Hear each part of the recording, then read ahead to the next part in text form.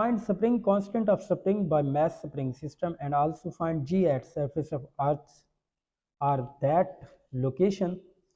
Mess spring system को इस्तेमाल करते हुए किसी स्पेसिफिक स्प्रिंग का स्प्रिंग कांस्टेंट फाइंड आउट करना है या जिस लोकेशन पे हम बैठे हों मैस स्प्रिंग सिस्टम को इस्तेमाल करते हुए g मींस ग्रेविटेशनल एक्सेलरेशन की वैल्यू को फाइंड आउट करना है। जो ऑपरेटर्स हमें चाहिए उसमें helical spring stand with scale weights और स्टॉपवॉच।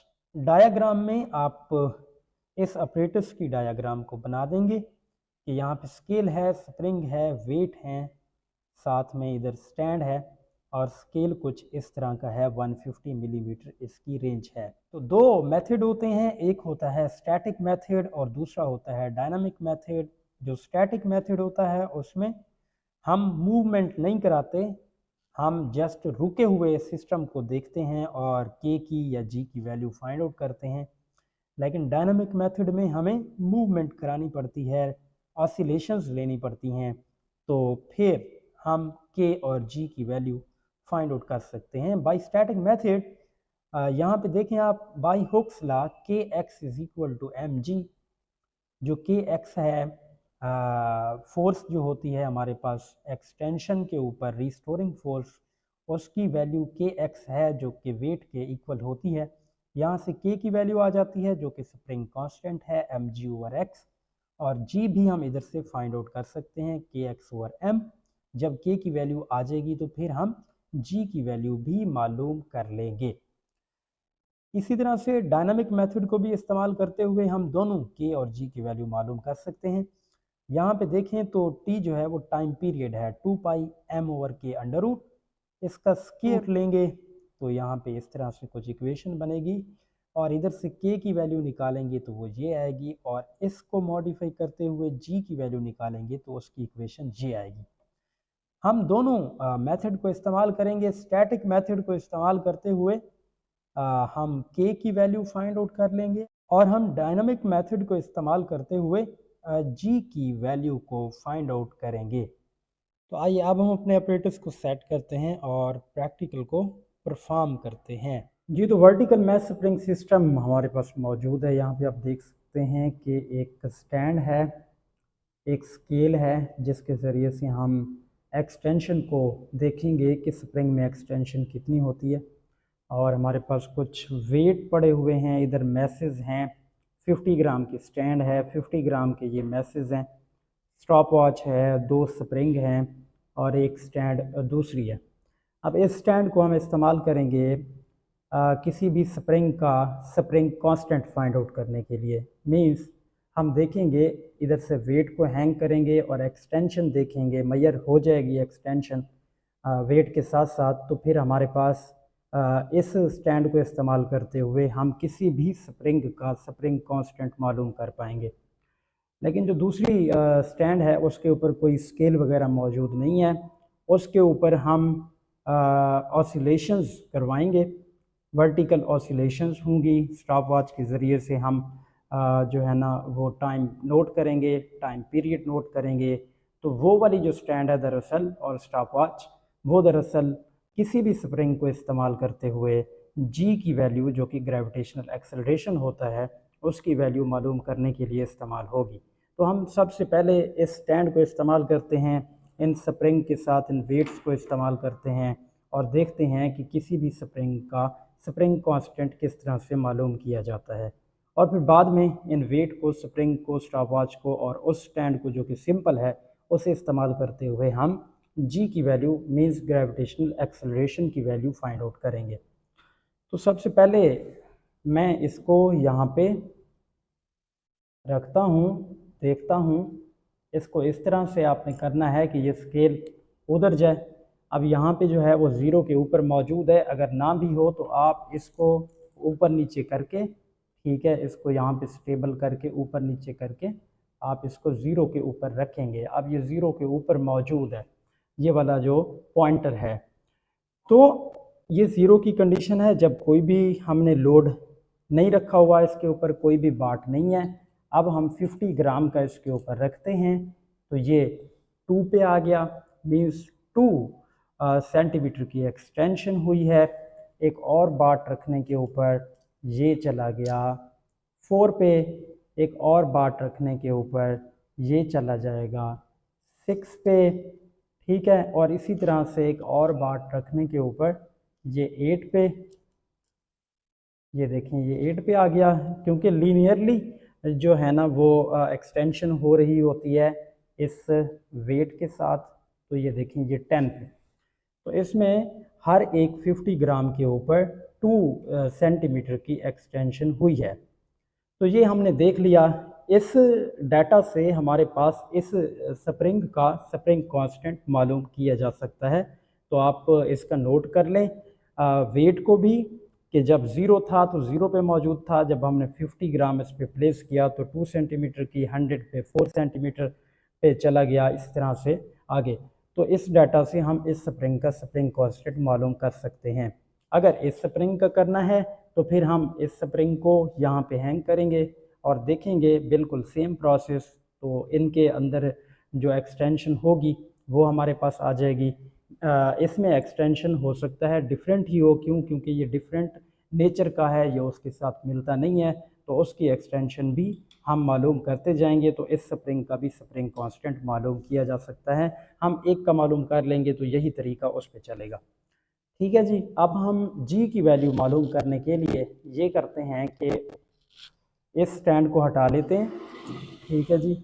अब हम इस स्टैंड को और स्टॉप वॉच को ले आते हैं और हम देखते हैं कि जी की वैल्यू कैसे मालूम करेंगे। तो यहाँ पे जो है हमारे पास ये सिस्टम मौजूद है।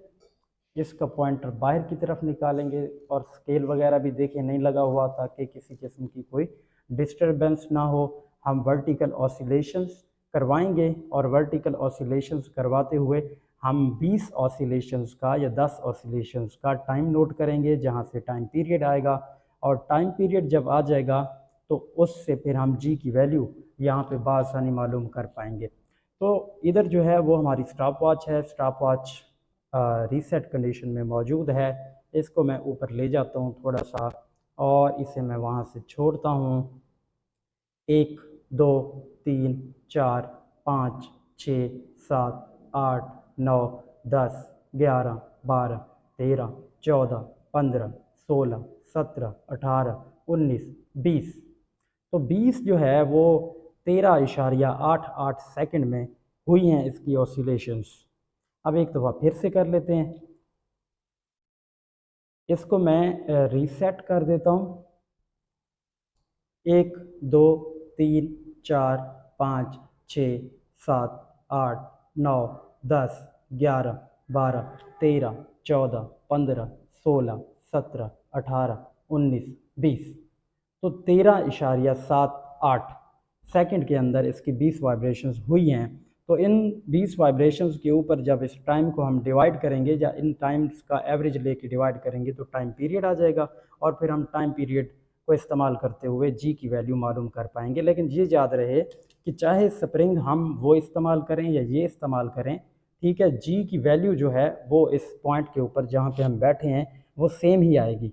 हाँ, अगर हम इस स्प्रिंग की एक्सटेंशन और उस स्प्रिंग की एक्सटेंशन देखेंगे और स्प्रिंग कांस्टेंट मालूम करेंगे इस वाली उसको स्टैंड को इस्तेमाल करते हुए, तो इन दोनों स्प्रिंग के स्प्रिंग कांस्टेंट डिफरेंट आएंगे, लेकिन इन दोनों स्प्रिंग को इस्तेमाल करते हुए जी की वैल्यू सेम ही आएगी।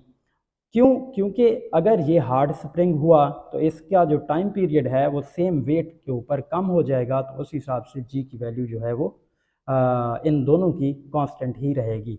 तो बहरहाल मैंने इस स्प्रिंग को इस्तेमाल करते हुए इसका स्प्रिंग कांस्टेंट मालूम करना है और इसी स्प्रिंग को इस्तेमाल करते हुए जी की वैल्यू भी मालूम करनी है। अब चाहें तो स्प्रिंग जो है वो चेंज भी कर सकते हैं, लेकिन जो प्रोसीजर है वो सारे का सारा सेम ही रहेगा जैसे हमने अभी किया। तो हमने अपने प्रैक्टिकल को परफॉर्म किया, हमारे पास डाटा मौजूद है, टाइम पीरियड्स हैं, एक्सटेंशंस हैं। तो यहाँ पे मैंने लिखा है we can find the value of g by formula and also by graph. हम फार्मूले के ज़रिए से भी जी की वैल्यू मालूम कर सकते हैं और फिर ग्राफ एक्स और टी स्क्वायर के दरमियान अगर ड्रा करें तो उससे भी हम जी की वैल्यू मालूम कर सकते हैं। Because delta x over delta T square, ये एक वैल्यू बनेगी delta x over delta T square, इसके साथ 4 पाई स्केयर को मल्टीप्लाई करेंगे तो फिर हमारे पास जो है वो ग्राफ से भी जी की वैल्यू आ जाएगी। दरअसल ये क्या है, ये स्लोप है एक्स टी स्केयर ग्राफ की। अगर इस स्लोप को 4 पाई स्केयर से मल्टीप्लाई कर दें तो जी की वैल्यू आ सकती है। Same like m x graph, अगर एम और एक्स के दरमियान में ग्राफ हम ड्रा करें और उसकी स्लोप लें तो उसको इस्तेमाल किया जा सकता है के की वैल्यू को फाइंड आउट करने के लिए। मैं इसके लिए आपको एक ग्राफ के ज़रिए से के की वैल्यू फाइंड आउट करना बता देता हूँ। बाकी अपना प्रैक्टिकल हम फार्मूला को इस्तेमाल करते हुए करेंगे। तो के की वैल्यू फाइंड आउट करने के लिए देखें ग्राफिकल मेथड को कैसे इस्तेमाल किया जा सकता है। By graphical method slope concept, हम स्लोप ले सकते हैं और उसको इस्तेमाल करते हुए हम के की वैल्यू फाइंड आउट कर सकते हैं। यहाँ पे ग्राफ को देखें तो हमारे पास जैसा कि हमने प्रैक्टिकल में देखा था 50 पे हमारे पास जो है 2 सेंटीमीटर की एक्सटेंशन थी, इसी तरह 100 पे 4 सेंटीमीटर, 150 पे 6, इस तरह से आगे। तो हमने यहाँ पे देखा कि सारे जो पॉइंट्स हैं वो हमारे पास इधर मौजूद हैं। एक्स एक्सिस के ऊपर मैस है ग्राम में, वाई एक्सिस के ऊपर एक्सटेंशन है एक्स की सूरत में। तो इनमें हमने किसी 2 पॉइंट को सिलेक्ट करना है, जिस तरह से ये एक पॉइंट है एक ये है। आप चाहें तो इन 2 पॉइंट्स को भी सिलेक्ट कर सकते हैं।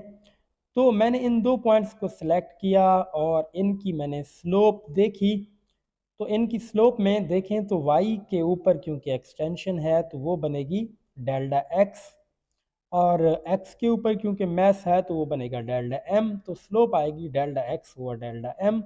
यहाँ पे आप देखें 8 माइनस 4 200 माइनस 100, तो 4/100। इसी तरह से delta m over delta x निकालेंगे तो इसको उल्टा देंगे, 100 ओवर 4 आएगा।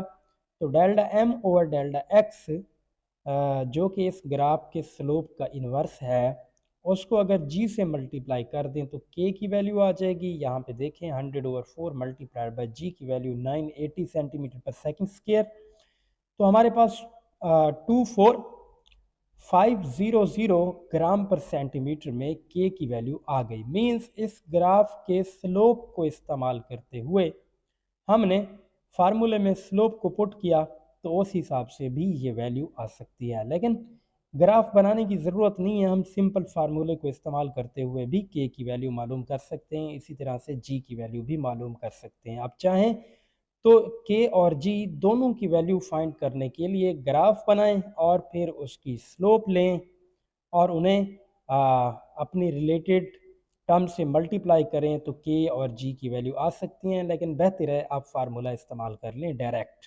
टेबल फॉर स्प्रिंग कांस्टेंट के स्पेशली, तो ये जो टेबल है इसमें बाकी सारे कॉलम क्रॉस कर दिए गए हैं, सिर्फ वो कॉलम हैं जो कि स्प्रिंग कांस्टेंट के फाइंड आउट करने के लिए लाजमी हैं। तो 4 कॉलम है, नंबर ऑफ ऑब्जर्वेशन का, वेट ऑन हैंगर का, एक्सटेंशन और इधर से के की value mg over x।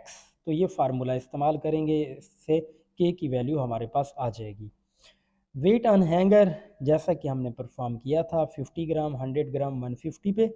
Extension 2 centimetre 4 6 centimetre, इससे आगे भी हमने देखी थी। तो इनकी वैल्यूज़ को जब हम इस फार्मूले में पुट करेंगे, मैस जी की वैल्यू हम 980 पुट करेंगे और x की जगह ये वाली वैल्यूज़ हम पुट करेंगे तो हमारे पास ये वैल्यू आती है जो कि ग्राफिकल मेथड से आई थी। Table for gravitational acceleration g specially, तो उस ग्रेविटेशनल एक्सेलरेशन जी के हिसाब से जो टेबल है वो हमारी ये बनेगी। इसमें ये लास्ट वाला कॉलम जो कि के का था स्प्रिंग कांस्टेंट का, उसे मैंने क्रॉस कर दिया है। बाकी कॉलम्स इस्तेमाल होंगे इस टेबल के जी की वैल्यू फाइंड आउट करने के लिए। तो इसमें हमने पहले जब कम मैथ्स थे तो उसके ऊपर हमने कोई ऑब्जर्वेशन नहीं ली थी। जब 300 ग्राम का मैथ्स था उस वक्त हमने ऑब्जर्वेशन ली थी। क्योंकि जब कम मैथ्स था तो उस वक्त बहुत जल्दी ऑसिलेशंस हो रही थी जिसे हम नोट ना कर पाते ठीक से। हम काउंट ना कर पाते, तो इस वजह से ज़्यादा मैथ्स के ऊपर मैंने एक ऑब्जर्वेशन ली। तो इस तरह से वेट ऑन हैंगर, ये मैंने वेट रखे। आप 250 पे भी ले सकते हैं, 300 ग्राम पे भी ले सकते हैं और 350, ये 3 ऑब्जर्वेशन आप ले सकते हैं। लेकिन मैंने टाइम को मद्देनज़र रखते हुए 300 ग्राम के ऊपर एक ही ऑब्जर्वेशन ली, जिसमें 12 सेंटीमीटर की एक्सटेंशन होती है। और पहला जो टाइम है अपना वो 13.88 सेकंड, दूसरा टाइम 13.78 सेकंड, इनका एवरेज लिया 13.83। और क्योंकि ये 20 वाइब्रेशंस के लिए था, टाइम 20 पे डिवाइड किया तो टाइम पीरियड 6915 हमारे पास सेकंड में आ गया। अब हमारे पास जी की वैल्यू के लिए 4 pi square x over T square, इस फार्मूले में जैसे ही पुट किया तो 990 सेंटीमीटर पर सेकंड स्क्वायर हमारे पास जो है वो जी की वैल्यू आ गई, ग्रेविटेशनल एक्सेलरेशन जी की वैल्यू आ गई। तो रिजल्ट में स्प्रिंग कांस्टेंट के की वैल्यू ग्राफिकल मेथड और सिंपल फार्मूले से ये आई है, जबकि जी की वैल्यू फार्मूले से ये आई है। आप चाहें तो ग्राफिकल मेथड से स्लोप लेके भी जी की वैल्यू मालूम कर सकते हैं, 990 सेंटीमीटर पर सेकंड स्क्वायर, जबकि एक्चुअली 980 सेंटीमीटर पर सेकंड स्क्वायर होती है। तो परसेंटेज एरर जो हमारे पास आया वो 1.02%, जो कि बहुत कम है। तो हमारे पास ये जो जी की वैल्यू आई है ये ठीक है, हमारा प्रैक्टिकल परफॉर्म हो गया। क्योंकि अगर परसेंटेज एरर लेस देन 5% हो तो ये एक्सेप्टेबल होता है।